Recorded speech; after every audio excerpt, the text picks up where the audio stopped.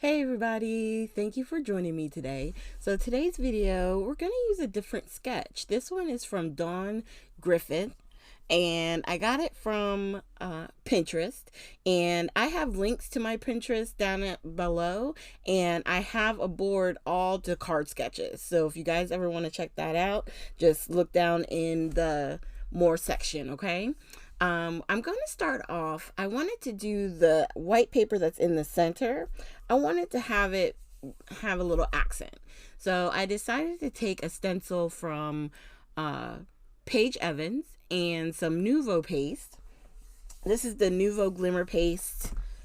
Let me see if I can see the name as I try and get it open. Okay. It's the Strawberry Champagne Glimmer Paste. And let me tell you, their glimmer paste are very, very shimmery. Okay. But the best tip I ever got was watching Amy R. And she uses press and seal like with all of her Nuvo products. So that way it helps keep the moisture locked in. Genius. You have less dry out and it lasts for a lot longer. So I got my little piece of press and seal off on the side, and you're going to see I'm going to fight with it a little bit because it's going to stick to my hand and stuff. But I'm going to keep it there for when I'm done. I can put it over top of the glimmer paste, and then I'll be able to put the top of the lid over top of that, and it'll sit nice and flush, and it'll help protect that moisture. So we just lay this down just like you would icing or anything like that. And then I scraped off any of the extra that I could.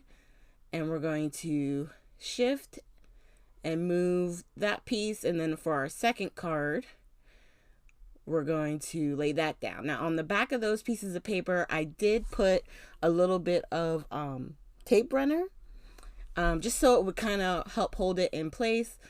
And then I'm using the magnets to hold the stencil in place itself. Now, if you don't have the Make Art Station that I'm using here, you can use washi tape. You can use purple tape. They also have the pixie spray that you can use. So whichever works for you. So now that I got my press and seal on, I'm going to put the lid on and we're done. So now I'm just going to put this over to the side. I'm going to try and clear off some of this glitter. And then I took it off camera and washed and cleaned it while our paste dried. And now we're going to continue putting our card together. So our card is 11 by 4 1/4. And we're going to score at 5.5. So it's a top folding card. I probably use this style the most, even though you can also cut your card at 5.5 and then score at 4 1/4, and it'll work too. Now this piece of paper here, it measures 3 1/4 by 3 3 3/4 by 3 inches. And actually, I have to tell you, I did change my measurements because these on here are all like 1/4 inch as far as like your mats and stuff, and I always do 1/8 of an inch.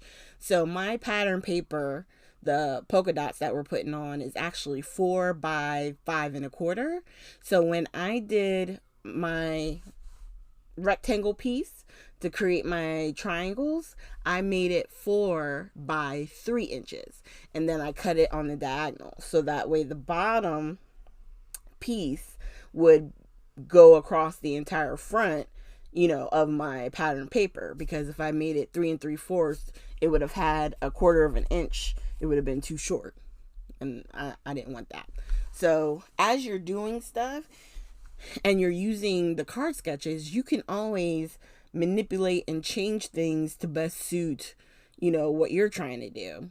On this card, this piece that I did the glimmer paste on, there was no measurement for it. So I started out doing a 3 3/4 by 3. I took that same kind of measurement and it was too big. So I just kept trimming it down to where the white paper wound up being like two, I think it was 2.5. Yeah, it was either 2.5 or 2 3/4 by the 3 inches.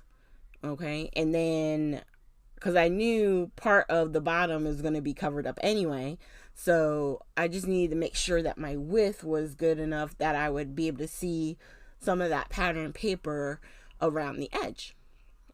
And then when I did the first one, I glued down the triangle pieces, and it worked. With the glimmer paste, it made it a little bumpy. So I had to put down some extra glue and, really hold it and try and get it to stick. But on this one, I decided I wanted to use a little bit of foam. So I'm using a mixture of foam squares where it's not touching, the other pattern paper or the square with the paste on it. And then, so I took the backings off, and then, what am I doing here? Oh yeah, I was looking for, you know how you have a little brain fart. It's like, what was I doing? After I have the glue, I'm going to go ahead and lay that down, make sure it's nice and even. And then we'll do the same thing with the other side. So on these two projects, one is glued flat and the other one has a little bit of dimension. And when you hold them side by side, you really can't tell a difference. The only thing that I liked better was dealing with the glimmer paste. I would prefer this way the next time. If I was making multiple cards, I would do, even though it's a lot of fidgeting and making sure how it fits, I would rather do it with the wet glue and some foam than just putting it straight down. I just think, to me, it just gave it a little bit of something. All right, so anywhere where it's touching and there's a little bit of a gap, I did put a little bit extra glue so that way it would stay nice and tight. Now on here in the sketch itself, there's that circle where you could put like your sentiment or another focal image or something there. Instead of doing a flower, I figured I would use a sentiment from this sticker book. But that one square, it was just too much pink. In the pink area, I was like, nah, that's not going to work. And I think I flipped through this thing like 2 or 3 times until I finally was like, you know what? Let's just use the actual, it's a gray circle. So it's not like super dark black, even though a lot of the elements on the paper, like the frames in the craft, it's black ink. And so I was like, it's okay. I'll be okay with the gray. It'll still stand out, and it would be a nice sentiment on the card. So the sentiment says, "Love this day." And then the other one I did off camera is just a butterfly with the word love. And then there you have it. So when you have double-sided paper, elements like this or card sketches like this works great, because one side, you can just use one piece of paper, cut it on the diagonal, and then flip one side over, and you got your 2 different patterns using one piece of paper, because that pink is the color or what's behind the frame. The frame paper. Same thing with this one. The pink flowers are behind the more neutral paper that's on the left. So thank you guys so much for joining me today. Make sure you hit the like, subscribe, and share button. And I will definitely have links at the end showing to the previous card sketch videos. And leave comments down below if you have any questions or anything like that. I love reading them, and I do try to respond to everybody. Thank you guys so much, and I hope you have a great weekend.